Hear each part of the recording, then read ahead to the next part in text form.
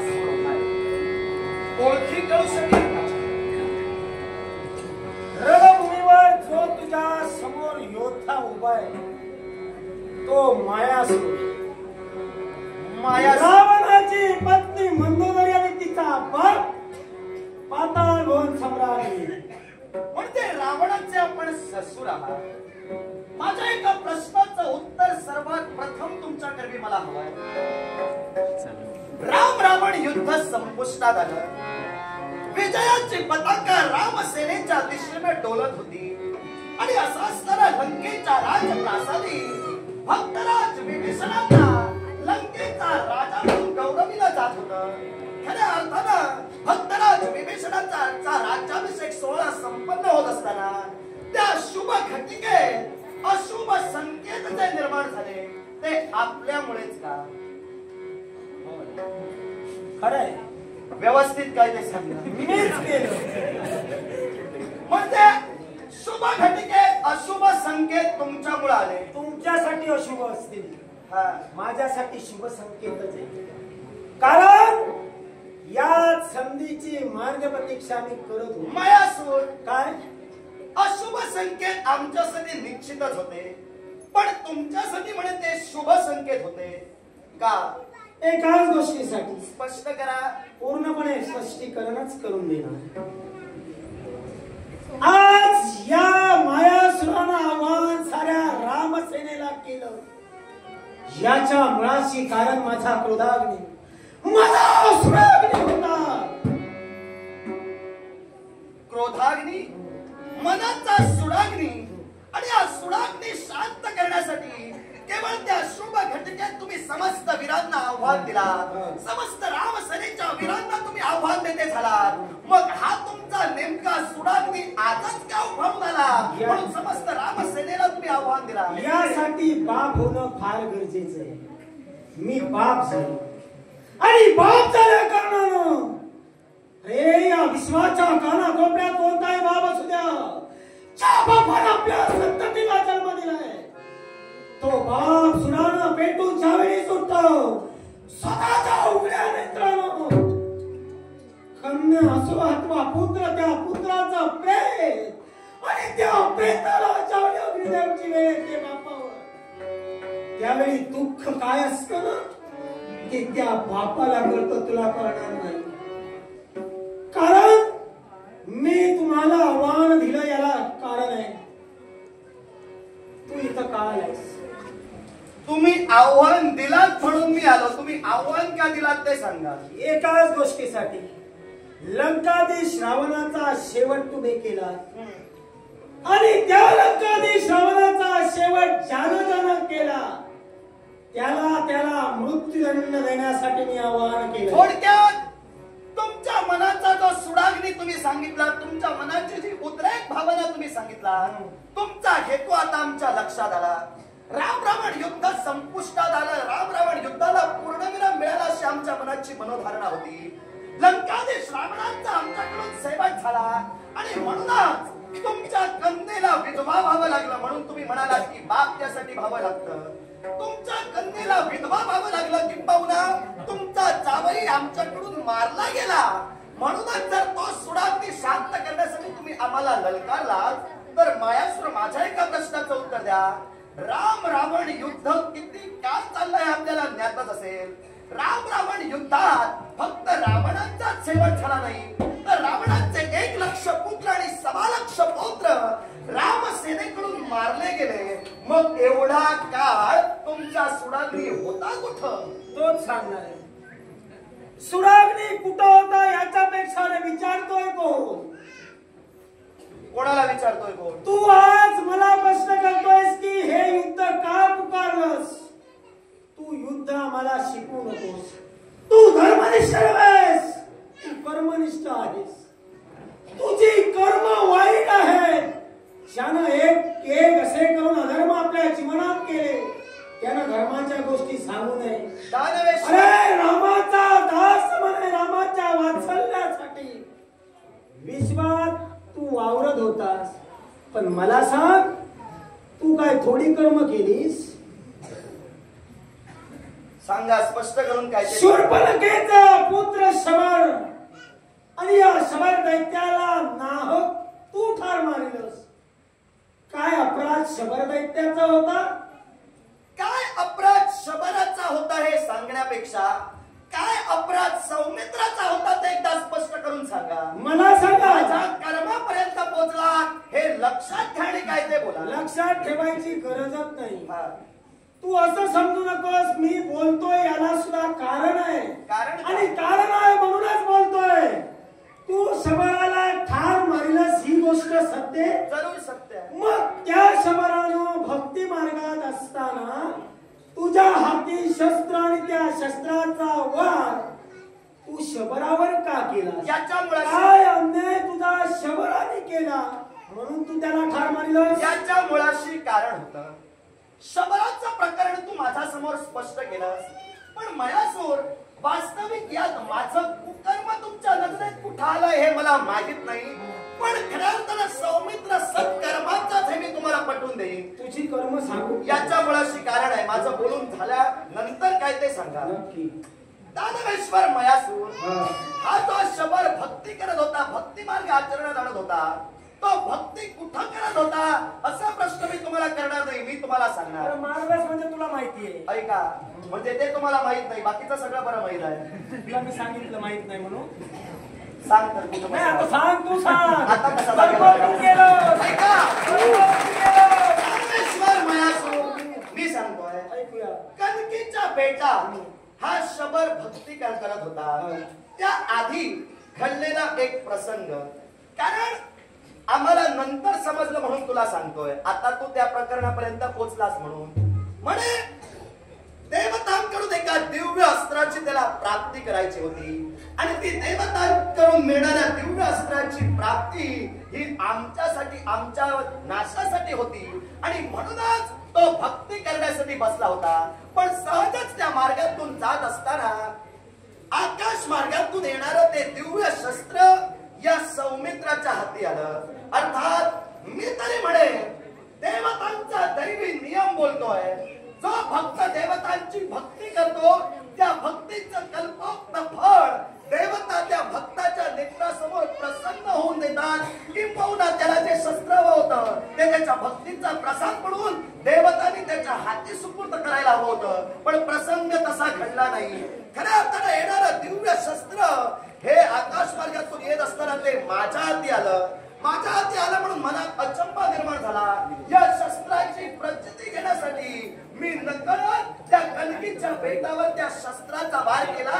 तेव्हा तो शबर मेला. मी त्याला जाणून बुजून जर मारलं असतं तर माझं कुकर्म तुकडं केलं असतं, पण हे जे घडलं ते नकळत घडलं. मग हे जर नकळत घडलं तर लंकाधीश रावणानं सीतेचं हरण केलं हे सुद्धा नकळतच घडलं.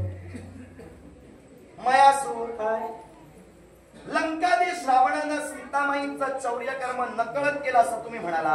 आता काय झालं माहितीये का, लंकाधीश रावण तर जग सोडून गेले, नाहीतर त्यांच्याकडे तुम्हाला पाठवणार होतो कशासाठी केलात म्हणून. ते काय काय सांगितलं ते लक्षात ठेव. वास्तविक ऐका, रावणाच्या गोष्टी सांगू नकोस. तुला रावणाने काय काय शिकविलं तेवढंच कळ. मयासूर काय? मुळात आधी रावण अधर्माचा होता असं मी म्हटलेलंच नाही. म्हणून शकत मला नाही. ऐका, जगानं काही म्हणू द्या. तुम्ही मयासूर म्हणू शकत ऐका, नाही. मयासूर ऐका. मग तो अधर्मी जर नाही तर त्याला ठार तुम्ही का मारिलं? मुळात आधी अधर्माचा रावण सौमित्राला माहीतच नाही.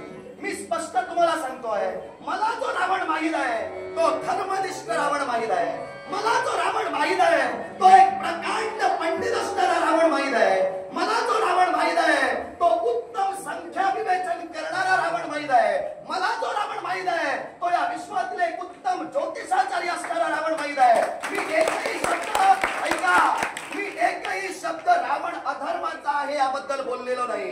पण लंकाधीश रावणांनी सीतामाईचं चौर्यकर्म काय केलं याची बाध्यता सौमित्र तर आपल्या मुखातून करू इच्छित नाही.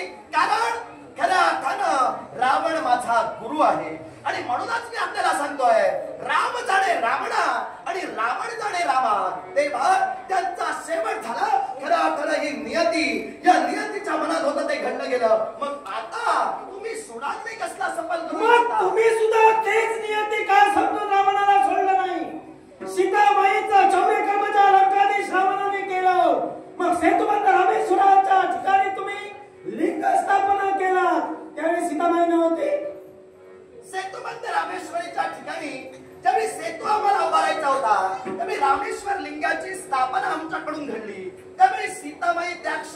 पण पौरोहित्याच्या लंकाधीश रावणांनी स्वीकारलं होतं. त्यांनी खऱ्या अर्थानं वामांगी बाजूला त्याची पत्नी असावी लागते, धर्मशास्त्र सांगते. म्हणून लंकाधीश रावणाला घेऊन आला होता. त्यामुळे तो प्रश्न काय केला असती तर सीतामाई होती की नव्हती, म्हणून तुला सांगितलं सीतामाई होती, पण लंकाधीश रावण घेऊन आले होते. मग घेऊन आला त्याच्या समोर पुन्हा तुम्ही पाठविला, मग त्यावेळी युद्ध का केलं नाही? धर्मनिष्ठ राम आहे, माझे राघव धर्मनिष्ठ आहेत. कारण ऐका, राघव धर्मनिष्ठ आहे, मग राघवाचे दास काय आहे? त्यावेळी आम्ही युद्ध केलेलं नाही याच्या मुळाशी कारण होतं. कारण सेतुबंध रामेश्वर लिंगाची प्रस्तावना ज्यावेळी आमच्याकडून घडली त्यावेळी खऱ्या अर्थानं तो सेतू उभारण्यासाठी तसाच पौरोहित्य करणारा पुरोहित हवा होता. आणि म्हणूनच लंकाधीश रावणांची निवड केली गेली. ज्यावेळी लंकाधीश रावणांकडे आमचा संदेश पोचता झाला, एक ब्राह्मण जर पौरोहितासाठी कुणी जर मागणी केली तर त्याला नकार देऊ शकत नाही. त्याच्या तत्वानुसार ब्राह्मणाला पौरोहित्य करावंच लागतं. आणि म्हणूनच लंकाधीश रावणांनी तो आमचा मान स्वीकारला आणि पौरोहित्य करण्यासाठी ते तिथपर्यंत आले. पण धर्मशास्त्र बोलताय, एका प्रकरण स्पष्ट करून तुम्हाला सांगतोय, धर्मशास्त्र बोलताय तो यजमान खऱ्या अर्थानं बसतो त्याच्या वामांगी बाजूला त्याची स्त्री असावी लागते. तेव्हा आमची सीतामाई जिवंत होती. म्हणूनच लंकाधीश रावण शेवटी धर्मनिष्ठच रावण तो तुमचा जावई.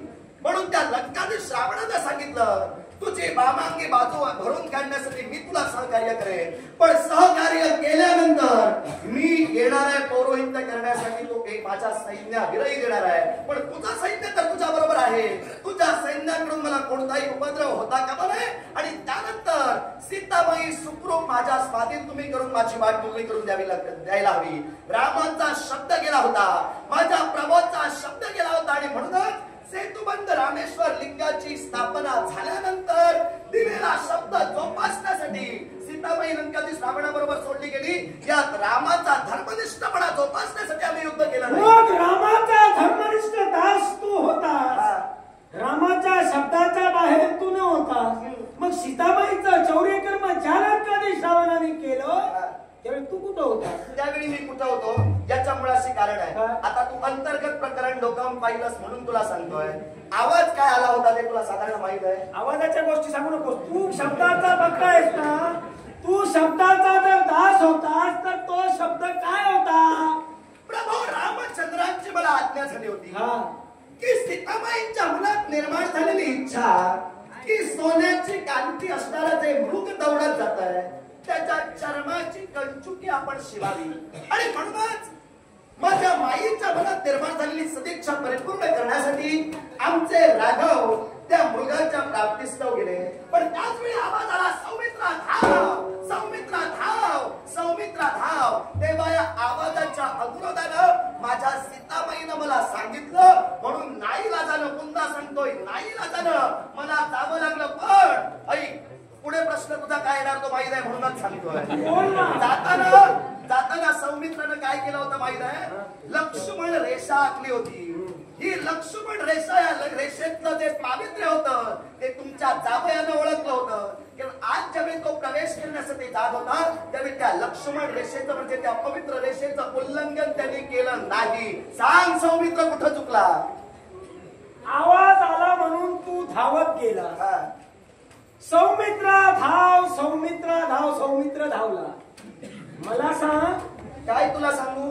तुझ्यात जर एवढं सामर्थ्य होतं, तुझ्या त्या लक्ष्मण रेषेत एवढं जर सामर्थ्य होतं तर तो आवाज कुणाचा आहे हे तू का ओळखू शकला नाहीस? आवाज होता तो माझ्या प्रभूंचा आवाज होता. ऐका ऐका, ती मायावी जरी शक्ती असली तरी कर्णांवर पडणारे पडसाद हे आमच्या राघवांच्या स्वराचे होते. आता तो नेमका आवाज कुणाचा होता हे तुमचं तुम्ही जाणून घ्यायचं आहे. तू जे केलंस ते धर्मानं केलं, तू ज्या गोष्टी केल्या त्या संकेतानं केल्या. मग मला सांग, काय तुम्हाला शूर्पणखेचं सुद्धा कारणात तू संकेतानंच कापलं असशील ना? धर्मानंच कापले गेले. कोणता धर्म? कोणता धर्म म्हणजे मायासूर. आता या प्रश्नाचं उत्तर द्यायलाच हवं तुला, द्यायलाच हवं. नाराज आहे, द्यावंच लागेल. नाराज आहे. मायासूर ऐका, शूर्पणखेचे कान आणि नाक सौमित्रानं कापले. याच्या मुळाशी कारण होतं ही शूर्पणखा ही खऱ्या अर्थानं रावणाची बहीण. मग ही एक विधवा स्त्री होती. मग विधवा स्त्रीला आपलं जीवन तिनं कसं जगावं या स्त्री तत्वाचं उल्लंघन जिथं तुमच्या बहिणीकडून घडलं तिथं राम आज्ञा मला झाली.